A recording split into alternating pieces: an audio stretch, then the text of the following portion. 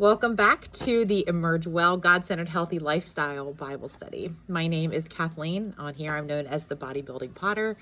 Have truly experienced God's grace and healing in my own personal life. You can learn about my testimony after being sick for 19 years and losing 160 pounds naturally to go back to the bodybuilding stage after 21 years at thebodybuildingpotter.com. But each week I bring you just some of the one-on-one type small group coaching things that I've done over the years, over the past 3 years, specifically within our Zoom Bible studies. I have 15 months of notes.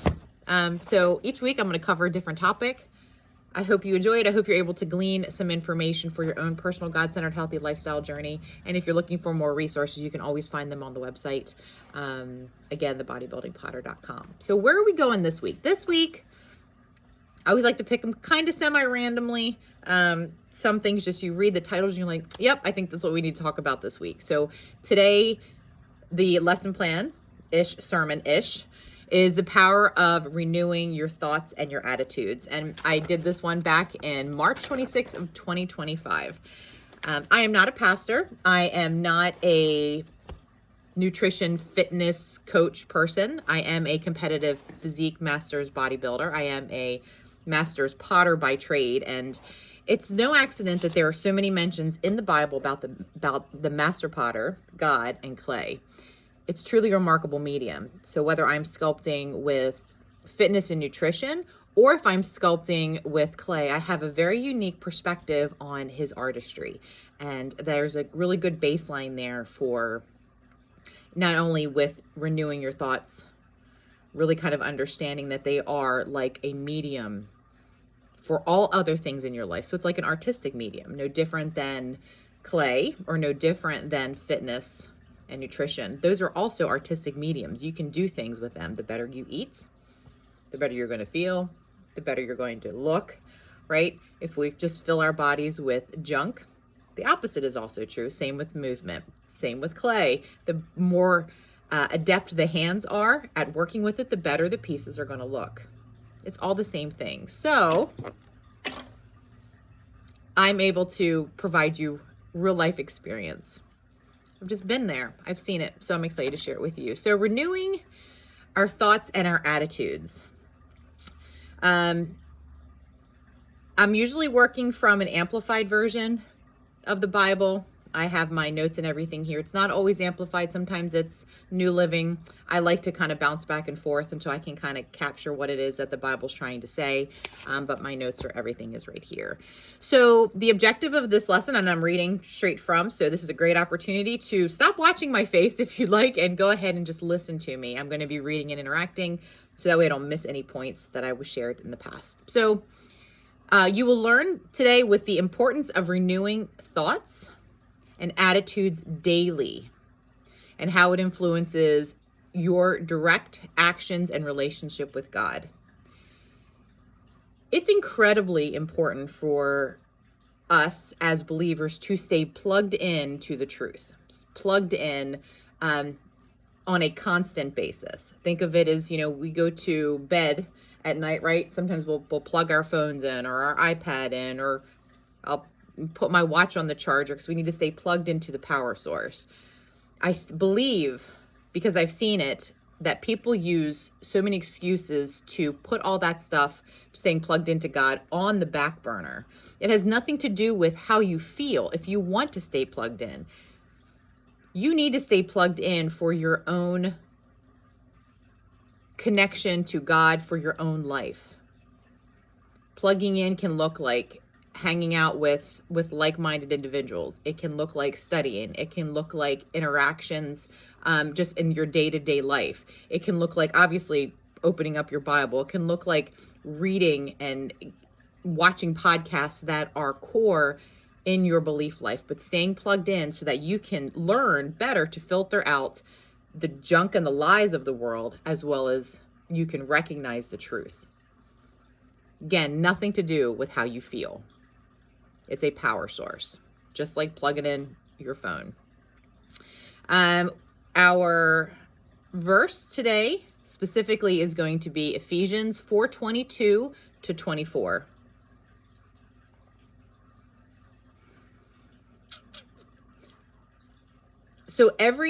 I like this. This was a story that I had heard, and I can't even remember who it was. Maybe it was Joyce Meyer, maybe. But she talked about this woman that said that every compliment that she received, she would consider it like a rose in a bouquet, and she collected them all day long. At the end of the day, she would give the bouquet to Jesus. She was giving it back. So, somebody said, I like your earrings, or whatever the compliment may be, or I really like working with you. She would take those, imagine that they were a rose, and hand them back to Jesus.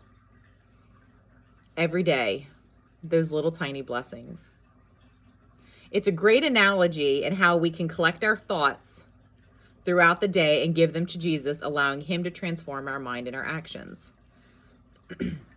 Ephesians 4:22-24 reads, "You were taught with regard to your former way of life to put off your old self, which is being corrupted by its deceitful desires," being human, "to be made new in the attitude of your minds, and to put on your new self, created to be like God in true righteousness and holiness." That one deserves a second reading. "You were taught with regard to your former way of life to put off your old self, which is being corrupted by its deceitful desires, to be made new in the attitude of your minds, and to put on your new self, created to be like God in true righteousness and holiness." Okay, so let's dissect that a little bit. So what is an old self? Before you accepted Jesus as your Lord and Savior, so before Christ, we can say that we maybe lived according to our desires and our thoughts. Remember, it's got nothing to do with what you feel, which can lead to corruption and wrong action, because you're working from the flesh. You're working from being human. That is your old self. To renew the mind, the verse talks about renewal of the mind. Our thoughts need to be consistently renewed. This means replacing old negative thinking patterns with new Christ-centered thoughts. This takes time. It takes practice. It takes time. It takes practice. It's not like, okay, I've checked that box and I move on to the next. This is a continuous renewal cycle. Your new self. When our minds are renewed, we become more like God, living in righteousness and holiness. Regardless, when I come to you, and I'm coming to you for your personal God-centered healthy lifestyle journey, right? So the idea that you can serve better in his capacity for you, right? Why does he have you here? We never have a very, very specific purpose, right? But he created you for a purpose. I don't say we don't have a specific purpose. Maybe we don't. There are some people who never go through life and never necessarily identify it. But you are here for a purpose. So he has you serving for a purpose, for his greater plan. We are all pieces in this. So the healthier that we are able to amble throughout our entire life and do life, the better we're going to be equipped to do his plan for him, as well as serve other people and show Christ to other people while we're here. But all change, all physical change, all of it has to start here. If you're chasing the latest diet trend, because good heavens knows there's going to be another one tomorrow and there was one yesterday. If you're not fixing this, when that diet trend goes away, which it will, all you got to do is look back so many years. You can see all the things that have changed since then. Nothing sticks if you don't have the knowledge and wisdom up here first. So our thoughts determine our actions. I have a really good example of this. By renewing our minds daily, we can break free from old patterns and embrace new life in Christ. Imagine I said to you, so-and-so, I need you to go outside and dig me a 10 by 10 foot hole. Well, you're probably going to think, okay, probably the best thing I could use if I'm capable is a tractor. I'm going to use the tractor. I'm going to dig this big hole. And then I said, no, can't use tractor. Okay, well, I'll use a shovel. It's probably going to take me a while, but but I'll use a shovel. Yeah, but I'm not going to give you a shovel. The only implement I'm going to give you is a spoon. And you're like, holy cannolis, a spoon. It's going to take me years to dig a 10 by 10 foot hole. Yep. But I can promise you that every single scoop of dirt is going to be more educational, provide more knowledge and more wisdom in your personal God-centered healthy lifestyle dig, right? We're looking for that bedrock. Where's the truth? So we can build off of that. You're going to learn more digging with a spoon than you are with a tractor.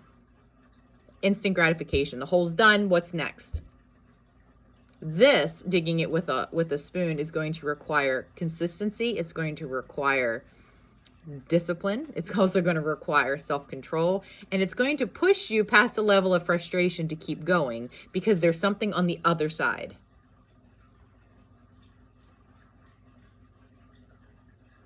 Other side, right? We know he promised eternal life. What are we supposed to do here? There's something on the other side. We have to be followers of Christ. So renewal of your mind is a choice that we make every single day. So I have an ice cream sample. It says, imagine you're home and you start thinking about ice cream.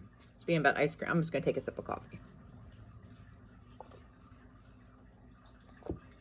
The more you think about this ice cream, the more you want it.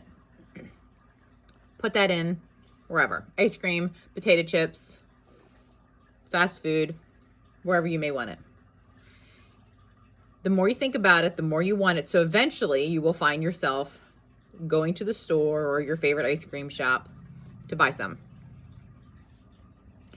If we focus on negative and unhealthy thoughts, we will be more likely then to act on them. Perhaps if we stop thinking about them or shift our focus, we can avoid falling into old habits.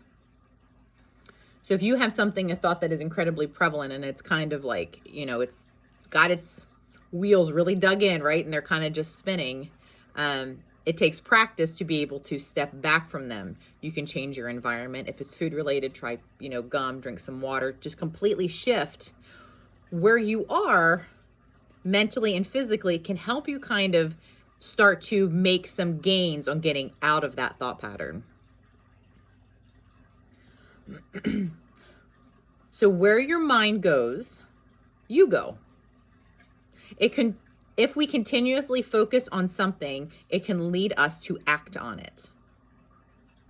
When we recognize unhealthy thinking, you choose what to do with it. You can act on it, or you can replace it with something positive. Just because it falls into your head doesn't mean you need to use it. You can use it for good. You can ignore it. You can use it for bad. You have the opportunity. So I like to always give some little reflections. I want you to continue to dig and dive. So if you're a journaler, you may want to write some of these things down and kind of be like, okay, how can I utilize, this lesson from the Emerge Well today? So there may be some points here you want to write down. If not, you can listen to me, pause it and think about it. Or you can just listen and just let them pursue your mind all day long. Just kind of sit there and hopefully rattle some things, right? Good stuff. So what are some thoughts or attitudes you need to renew today? What does putting on the new self look like for you? What is one action you can take today to renew your mind?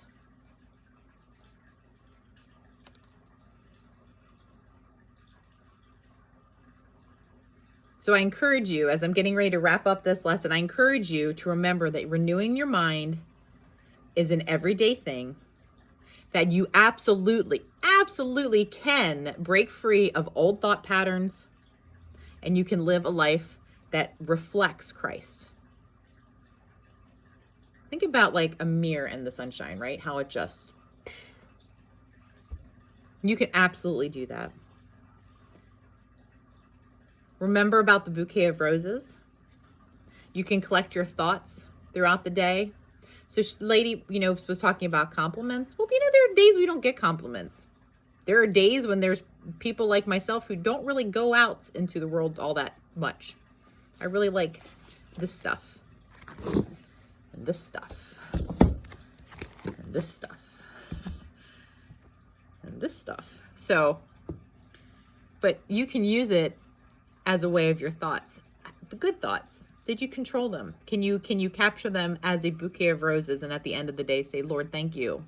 Thank you for helping me to visually put my thoughts, my positive thoughts, into a bouquet of roses and thank him for them. So in closing prayer, which some weeks I forget to do. So, I'm human, but we're all glorifying him with our study anyway. But let's do a closing prayer. Dear Heavenly Father, thank you for this new life you give to us. Help us renew our minds daily, focusing on things that are true, lovely, and pure. Give us the strength to put off our old selves and put on the new self you have created in us. In your son's name, we pray. Amen. Thank you guys for listening to another Emerge Well. Again, thebodybuildingpotter.com. There's a really great newsletter we send out every week called the Emerge Edit every Tuesday night, but you got to sign up for it. So go to the Contact Us page. But until next time, next week, who knows what we'll talk about. I hope that you really take captive your thoughts. Make sure, again, you check out Ephesians 4:22-24. Print it out, stick it in your car, put it on your bathroom mirror, whatever.